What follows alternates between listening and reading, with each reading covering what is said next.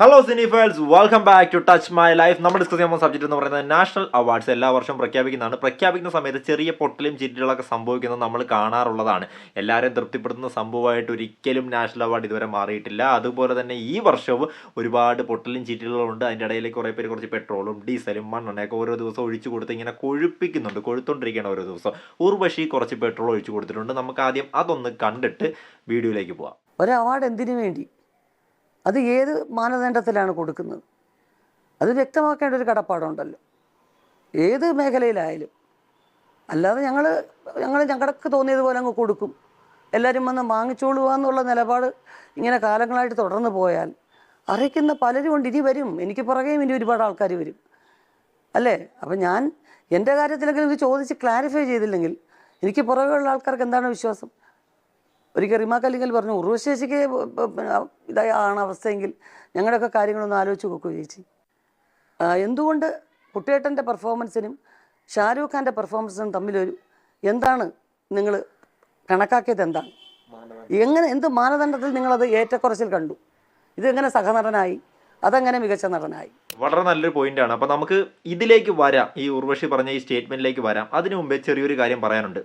ഇപ്പോൾ നടന്നുകൊണ്ടിരിക്കുന്ന സംഭവം നമുക്കറിയാം. മോളിവുഡിൽ തുടങ്ങിയ സംഭവം, അതായത് മലയാളികൾക്കിടയിൽ മലയാളികൾ ഇങ്ങനെ പരിപാടി പറഞ്ഞു തുടങ്ങി തെലുങ്കന്മാരേറ്റെടുത്തു, തമിഴന്മാരേറ്റെടുത്തു, കന്നഡക്കാരേറ്റെടുത്തു, ഹിന്ദി വരെ വന്നിരിക്കുകയാണ്. ആര്? നമ്മുടെ രാജുവേട്ടനും ആട് ജീവിതവും.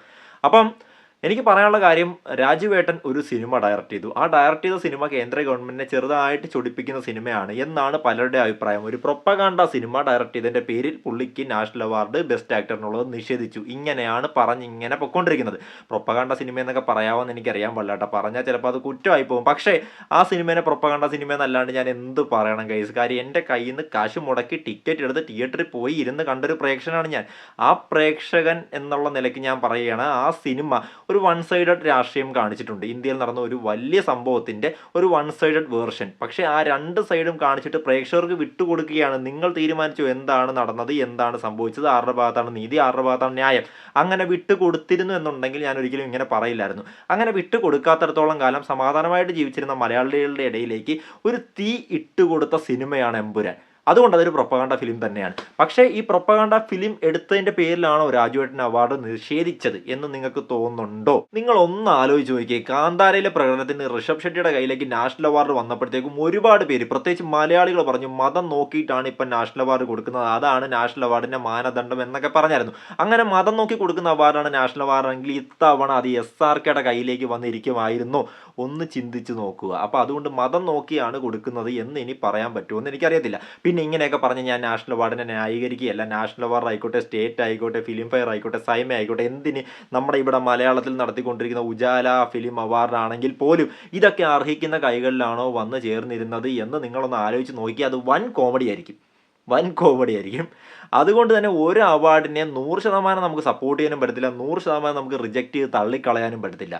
സോ ഇവിടെ SRKയ്ക്കാണ് അവാർഡ് കിട്ടിയേക്കുന്നത്. അതുകൊണ്ട് എനിക്ക് ഒരുപാട് സന്തോഷമുണ്ട്. സന്തോഷം എന്ന് പറഞ്ഞാൽ പറഞ്ഞറിയിക്കാൻ പറ്റാത്തതിൽ അപ്പുറത്തേക്കുള്ള സന്തോഷമുണ്ട്. SRKയുടെ കൈകളിലേക്ക് നാഷണൽ അവാർഡ് വന്നതുകൊണ്ട്. അവാർഡുകൾ എപ്പോഴും കണ്ണീരൊഴുകി കരഞ്ഞു മെഴുകി ജലദോഷവും പനിയും വരുന്നവർക്കാണ് കൊടുക്കുന്നത് എന്നുള്ള ഒരു മാനദണ്ഡം ഒരുപാട് പേരുടെ മനസ്സിലുണ്ട്. അതൊരു പൊതുബോധമായിട്ട് ഇപ്പോൾ സമൂഹത്തിൽ നിലനിൽക്കുന്നുണ്ട്. അതുകൊണ്ട് തന്നെ അങ്ങനെയുള്ളവർക്ക് SRKയ്ക്ക് നാഷണൽ അവാർഡ് കൊടുത്തതിനെ അംഗീകരിച്ച് തരാൻ പറ്റത്തില്ല. അവരുടെ ഉള്ളിൽ ആക്ടിങ് എന്ന് പറയുന്നത് കരയലാണ്, അതില്ലെങ്കിൽ അഭിനയമല്ല. അതാണ് അവരുടെ ഉള്ളിലെ ആക്ടിങ്ങിൻ്റെ ഡെഫിനിഷൻ. പുഷ്പ എന്ന് പറയുന്ന സിനിമ 2021 റിലീസായ പടമാണെന്ന് തോന്നുന്നു. അതിന് 2023 അല്ലു അർജുന് ബെസ്റ്റ് ആക്ടറിൻ്റെ നാഷണൽ അവാർഡ് കിട്ടുന്നത്. ആ സമയത്തും പുള്ളിക്ക് അഭിനന്ദനത്തേക്കാൾ കൂടുതൽ വിമർശനമായിരുന്നു വന്നിട്ടിരുന്നത്. ആ വിമർശനം വരാനായിട്ട് കാരണമുണ്ട്. കാര്യം ഈ സോ കോൾഡ് ആളുകളുടെ ഉള്ളിലുള്ള അഭിനയത്തിൻ്റെ ഡെഫിനിഷൻ എന്താണ്? കരയുക. അല്ലു അർജുൻ കരഞ്ഞിട്ടില്ലെന്നേ, കരഞ്ഞാലേ നാഷണൽ അവാർഡ് കൊടുക്കാൻ പറ്റത്തുള്ളൂ. സോ അതുകൊണ്ടാണ് കേട്ടോ. പക്ഷേ അവരൊന്ന് ചിന്തിച്ച് നോക്കണം. ഒരു സിനിമയിൽ എൻ്റർടൈൻ ചെയ്യിപ്പിക്കുക എന്നത് ചെറിയൊരു പരിപാടിയല്ല. ജവാൻ എന്ന് പറയുന്ന സിനിമയിൽ SRK ഏകദേശം 3 മണിക്കൂറോളം പുള്ളിനെയാണ് നമ്മൾ കൂടുതൽ കൂടുതൽ സ്ക്രീനിൽ കാണുന്നത്. പുള്ളിയുടെ ആക്ടിങ്, കോമഡി, ഫൈറ്റ്, ത്രസിപ്പിക്കുന്ന ആക്ഷൻ രംഗങ്ങൾ ഇതെല്ലാം കൊണ്ട് പ്രേക്ഷകനെ പിടിച്ചിരുത്തുകയും ആ വർഷം ഏറ്റവും വലിയ പണം വാരി ചിത്രമായിട്ട് ആ സിനിമ മാറുകയും കലയ്ക്കും അതുപോലെ തന്നെ കൊമേഴ്ഷ്യൽ എലമെൻസിന് ഒരേപോലെ വാല്യൂ ഉണ്ട്. ഒരു സിനിമ ഇറങ്ങാൻ നേരത്ത് പടം കൊമേഴ്ഷ്യലി സക്സസ് ആയില്ലെങ്കിൽ സിനിമ എന്ന് പറയുന്ന വ്യവസായമേ ഇവിടെ ഇല്ലാണ്ടായി പോകും. അപ്പോൾ അത്രമാത്രം പങ്ക് വഹിച്ച SRK എന്ന് പറയുന്ന ആക്ടറിൻ്റെ കയ്യിലേക്ക് നാഷണൽ അവാർഡ് കൊണ്ട് കൊടുത്തതിൽ എന്താണ് തെറ്റുള്ളത്, എന്താണ് പറയാനുള്ളത്? മാസ് മസാല സിനിമ ആയിപ്പോയി, അതാണോ നാഷണൽ അവാർഡിന് അത് അനുയോജ്യമല്ല എന്ന് നിങ്ങൾ പറയാനായിട്ടുള്ള കാരണം? അതാണെങ്കിൽ തെറ്റാണ്. ഇനി നമുക്ക് ഉർവശിയുടെ സ്റ്റേറ്റ്മെന്റിലേക്ക് തിരിച്ചു വരാം. ഉർവശി പറയുന്നു വിജയരാഘവന് സ്പെഷ്യൽ ജൂറി പരാമർശവും SRKക്ക് ബെസ്റ്റ് ആക്ടറും ഇത് എന്ത് മാനദണ്ഡത്തിന്റെ പുറത്താണ് കൊടുത്തതെന്നുള്ളത് നല്ലൊരു ചോദ്യമാണ്. ചോദ്യം ഉന്നയിക്കണം, ചോദ്യം ചോദിച്ചുകൊണ്ടേയിരിക്കണം, ആരെങ്കിലുമൊക്കെ ചോദിക്കണ്ടേ. സോ വിജയരാഘവനും കൊടുക്കാൻ ബെസ്റ്റ് ആക്ടറിന്റെ അവാർഡ്, തർക്കമൊന്നുമില്ല. ഇനി എനിക്ക് വേറൊരു കാര്യം പറയാനുണ്ട്. പൂക്കാലം എന്ന് പറയുന്ന സിനിമയിൽ വിജയരാഘവന്റെ പെർഫോമൻസ് ബ്രില്യൻ്റ് ആയിരുന്നു, അടിപൊളിയായിരുന്നു, കിടിലായിരുന്നു. വേണമെങ്കിൽ SRKക്കും ചെയ്യാം അതുപോലുള്ള പെർഫോമൻസുകൾ, കുറച്ച് നരയിട്ടാൽ മതി. അല്ലെങ്കിൽ വേണ്ട, പഴയതിലേക്ക് പോകാൻ നമുക്ക്. My name is Khan, Swadesh, അതുപോലെ തന്നെ ചക് ദ ഇന്ത്യ പോലുള്ള സിനിമകളിൽ ഇമോഷൻ രംഗങ്ങളിലൊക്കെ പുള്ളി നമ്മളെ ത്രസിപ്പിച്ചിട്ടുള്ള ഒരു ആക്ടറാണ്. അതുകൊണ്ട് തന്നെ പുള്ളി അക്കാര്യത്തിലൊക്കെ ടോപ്പാണ്. അന്നൊക്കെ പുള്ളി അവാർഡ് ഒരുപാട് അർഹിച്ചിരുന്നു. അന്ന് പുള്ളിക്ക് അവാർഡ് കൊടുത്തിരുന്നെങ്കിൽ ഈ സോക്കാൾഡ് ആളുകൾ, അതായത് ഞാൻ നേരത്തെ പറഞ്ഞ പൊതുബോധം തലയിൽ വെച്ചിട്ടിരിക്കുന്നവർ പറഞ്ഞേനെ, അവർ അഭിനന്ദിച്ചേനെ അതിനെ. പക്ഷേ ഇപ്പം ജവാന് കിട്ടിയതാണ് അവർക്ക് പ്രശ്നം. അതുകൊണ്ടാണ് അവരിങ്ങനെ പ്രശ്നം ഉണ്ടായിക്കൊണ്ടിരിക്കുന്നത്. അവരോട് ഒന്നേ പറയാനുള്ളൂ, SRK എന്ന് പറയുന്ന ആക്ടർ ജവാനിൽ ചെയ്ത പെർഫോമൻസിൻ്റെ ഒരു 10 മിനിറ്റ് അത് മറ്റൊരാൾ ചെയ്യുക എന്നുള്ളത് നിങ്ങൾ ചിന്തിച്ച് നോക്കുക. അത് വിജയരാഘവൻ തന്നെ ചെയ്യട്ടെ.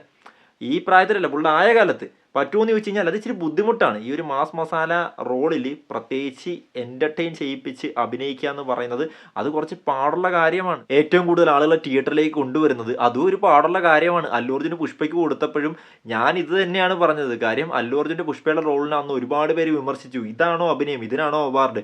അത് അഭിനയമാടെ, അത് ചെയ്യുക എന്ന് പറയുന്നത് കുറച്ച് പാടുള്ള പരിപാടിയാണ്. ഫോർ എക്സാമ്പിൾ നമുക്ക് ഫഹദ് ഫാസിലിനെ എടുക്കാം. ഫഹദ് ഫാസിലിൻ്റെ നോർത്ത് 24 കാതം എന്ന് പറയുന്ന സിനിമയും അതുപോലെ ആവേശം എന്ന് പറയുന്ന സിനിമ എടുക്കാം. ഈ നോർത്ത് 24 കാതം എന്ന് പറഞ്ഞ സിനിമയിലെ അഭിനയത്തിനെ ഞാൻ നേരത്തെ പറഞ്ഞ ആളുകൾ, ആ പൊതുബോധമുള്ള ആളുകൾ പറയും ഇതാണ് അഭിനയം, ഇതാണ് അഭിനയം, ഇങ്ങനെ ആകണം അഭിനയം എന്ന് പറയും.